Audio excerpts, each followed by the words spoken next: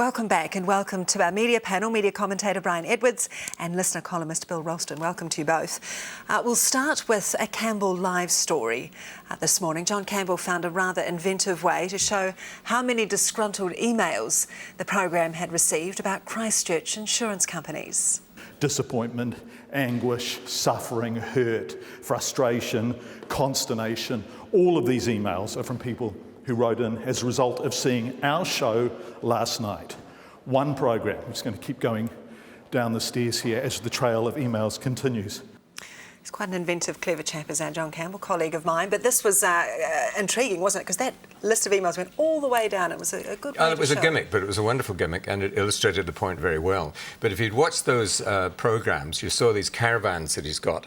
And in one caravan, you had people who had been badly treated by the EQC. And in the other panel, the other caravan, you had people who felt they'd been very badly treated by their insurance companies. And these are so powerful. I actually sat watching these two things, and really, I'm not particularly a weeper, but I had tears running down my cheeks when I heard these people's stories. And the problem for the EQC and the problem for the insurance companies is that no matter what their people say, and he had two very articulate people defending them on there, they cannot compete with those images. I think it was Rob Muldoon who talked about forceful television images, and you can't compete with that. And so at the end of these two programs, I was on the side of all these people, not on the side of the EQC or the insurance companies. I think what's quite effective about it, perhaps, or what makes it that much more believable, if you like, is that there's no reporter's voice on it. It's simply people speaking in their own words. Well, that's true, and I think that was a very effective piece. But I've got a bone to pick with the Campbell Live program. It came out of a court case involving a woman called Hubbard, a story they had done some time ago, where she was in dispute with the New Zealand Tertiary College and Early Learning Centre about her qualifications. Campbell Live accepted the fact that her qualification was in fact real, when in fact the court case subsequently found it was a forgery. The woman was sentenced to 8 months home detention. The judge in the case, Roy Wade, said that TV3 should apologise and perhaps even pay compensation because the story was so wrong. And TV3, to its discredit, says, "We believe Judge Wade is wrong on this issue." Well, I'm sorry. If you're wrong, apologise and put it right. Campbell Live pursued Aaron Gilmore for not doing that. They should have done it themselves, apologised and put it right. Yeah, well, I think John said something like, talking about these forged documents as they turned out to be, they look all right to me. Well, you can't judge in that way. You can't say that something you think is forged looks all right to you. So I thought that was a pity. But having said that, it's my view that it would be impossible to overestimate the contribution that John Campbell has made to broadcasting in this country, to television broadcasting in this country. He has become an advocate for the dispossessed, the disadvantaged in our society in a way that I don't think I've ever seen before in this country. But it does extraordinary. Show. This thing shows the danger of daily current affairs. You work at such a fast pace, you can make serious mistakes. You've got to have your facts right. And particularly when you're, like this program, advocating for a cause, you've got to be sure that your person is right. Well, further on that now, another news this week, TVNZ journalist Shane Taurima has confirmed that he wants to run for Labour in the Ikaroa Rāwhiti by-election. He's by no means the first journalist to switch to politics. TV1 Marae investigates and Q&A interviewer Shane Taurima, TV1 News Chris Farfoy, Fairfax editor Brendan Burns, Talkback host Pam Kokari, Morning Report presenter Maggie Barry. Is it possible, do you think, for journalists to be impartial? Because that's what, perhaps, this situation, it raises the question, doesn't it? Of their previous impartiality or partiality. Yeah, you're quite right. Shane Taurima interviewed Hekia Parata last year, and I watched his quite aggressive approach to her and to Paula Bennett, and thought at the time, boy, you're a Labour lefty, and sure enough, he is. Brian? Oh, really? What absolute nonsense. Look, I was a television interviewer in 1969, 1970, and quite a prominent one. And in 1972, I actually stood for Labour in the Miramar electorate. And of course, people immediately started saying, exactly what this fellow's just said. Oh, we always knew he was a Labour man. And it simply isn't true. There's a failure by people to distinguish between having an opinion and having a bias. And you can have opinions and not have a bias. In fact, I sued Truth in 1970 for writing an article about me saying I had a political bias. And that's what that whole trial was about, which I won, incidentally. That's what that whole trial You lost the election, though. Pardon? You lost the seat. I lost the seat, You yes. did. Because journalists and broadcasters... What's the relevance of that? Well, you were saying you won the trial.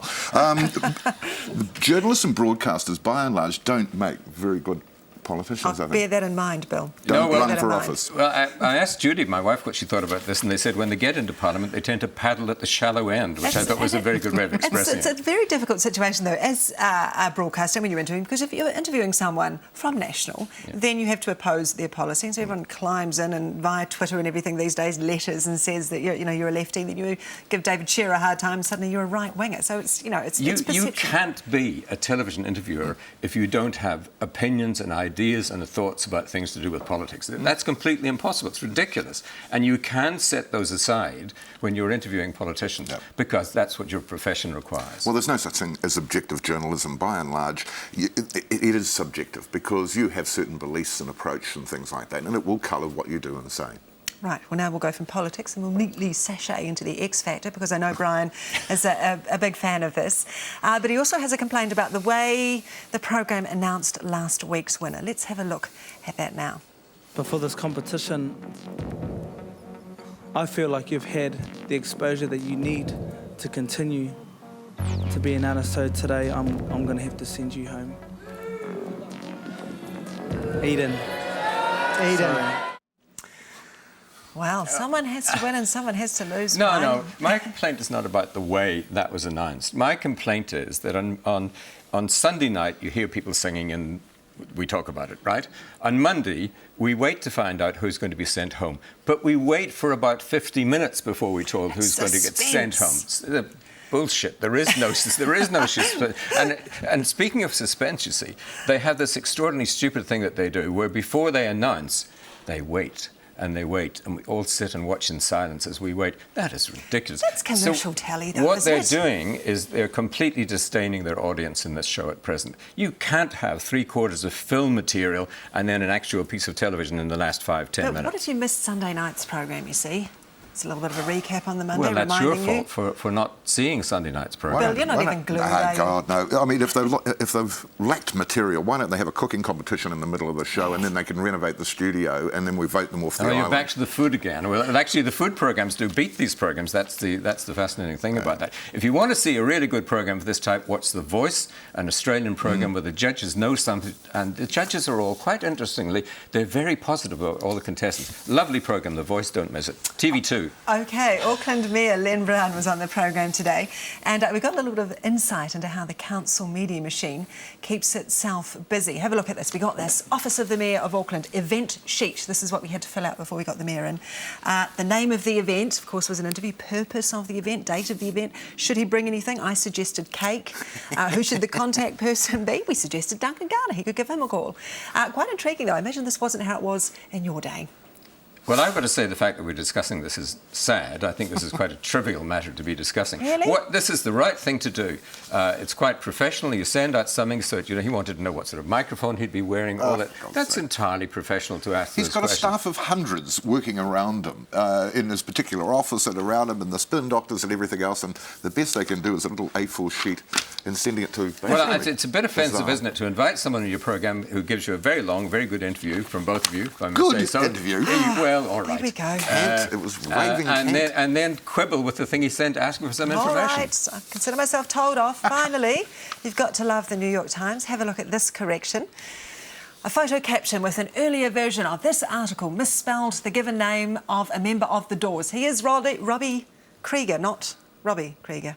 The caption also mistakenly stated the photo was taken about 1970. It was actually 1966. Well, actually, the viewers might not be able to have noticed this in that time. The problem is that Robbie in one place is spelled R-O-B-B-Y and the other it's R-O-B-B-I-E. The original was R-O-B-B-I-E. That's what they're apologising for. They're striving for accuracy. How You've got to pretentious applaud are you when... I mean, am I going to make a complaint because my name is spelled B-R-I-A-N? Well, it actually is how it's spelled. B-R-Y-N and not B-R-I-N, and it's preposterous. You do like these corrections, though. We do see more and more, but I thought that was a particularly good one. Well, I'll tell you what's interesting about this. The New York Times, isn't it?